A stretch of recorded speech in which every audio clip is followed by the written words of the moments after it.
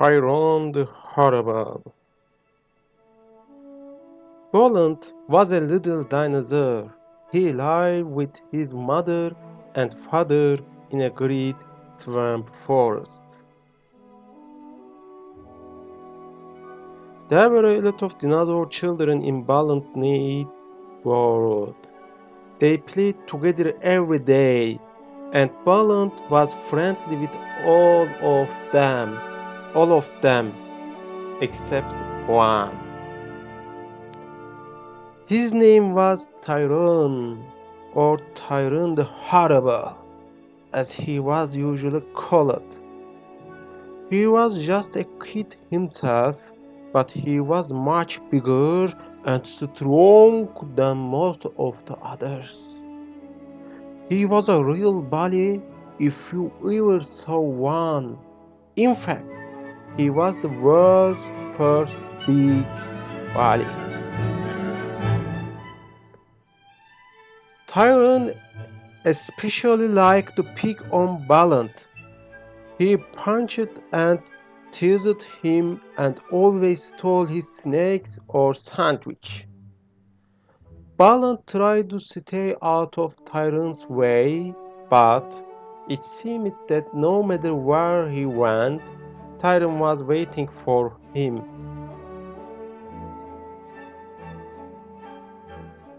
Night after night, Boland had a hard time getting to sleep. He kept thinking of ways to avoid Tyrone. It seemed hopeless. Boland's playmates tried to help. "You have to get Tyrone to be your friend," Terry said to Boland one day. "That's easier said than done," said Boland. "How do you make friends with someone who has been hurting and teasing you all your life?" "You have to give him a present and show him you care," Terry said. Boland thought for a while. What kind of present could he give Tyrone? Then he remembered how Tyrone was always taking his snacks and sandwich. "A present for Tyrone?" he said. "Well, at least it's worth a try." The afternoon, Boland went looking for Tyrone. "Here," he said in his friendliest voice.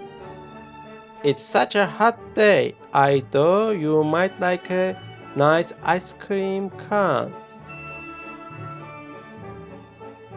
Tyrone looked at Boland for a moment. Then he smiled a nasty smile. "Ice cream for me? How sweet!"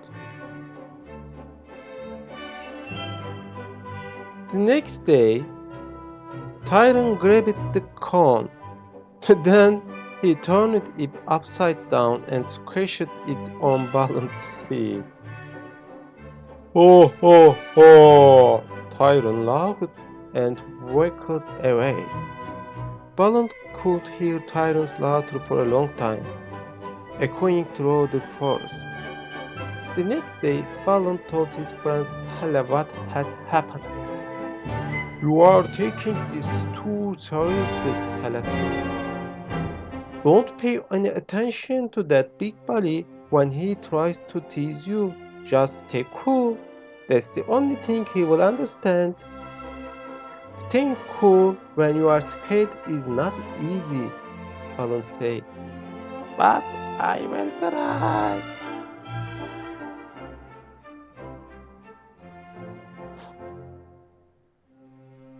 And so the next time Boland met Tyrone, he stayed cool. "Hi, lizard head," roared Tyrone as Boland walked by. "How about my sandwich?" Boland did not pay any attention and didn't even try to run away. He kept on walking.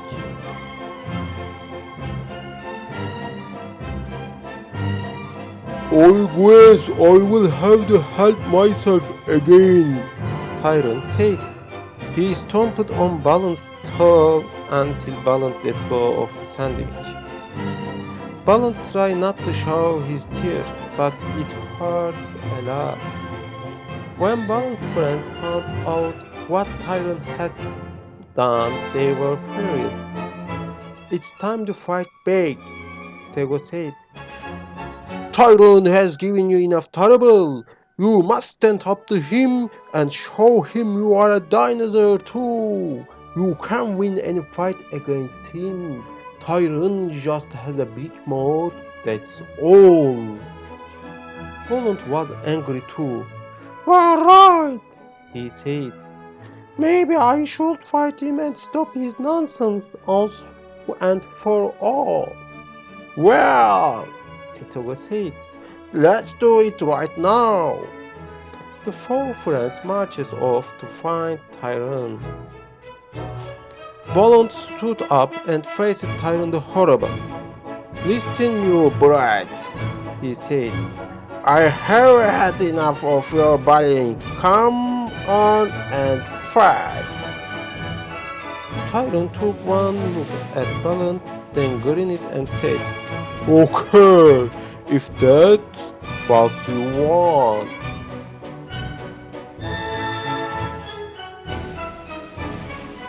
It was a very short fight. Little Boland had no chance against his big enemy. I am sorry, Sidoko said.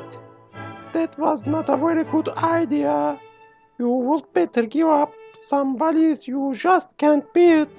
You have to learn to live with them, whether you like it or not.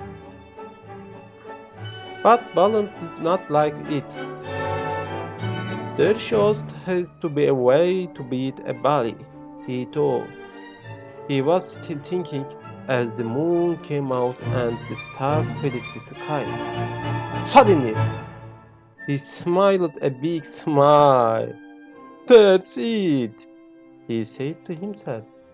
Then he hurried up and was soon fast asleep. The next morning, Balon took his sandwich and went off into the swamp forest as usual. It wasn't long before he ran into Tyrone. Another snack for me, roared Tyrone. I hope it's something good. And with that, he dropped the sandwich out of Balon's hand and swallowed it with one big gulp. Boland walked on as fast as he could. Suddenly he heard a terrible scream. Wah! It was Tyrone. Huge flames were coming out of his mouth. Help!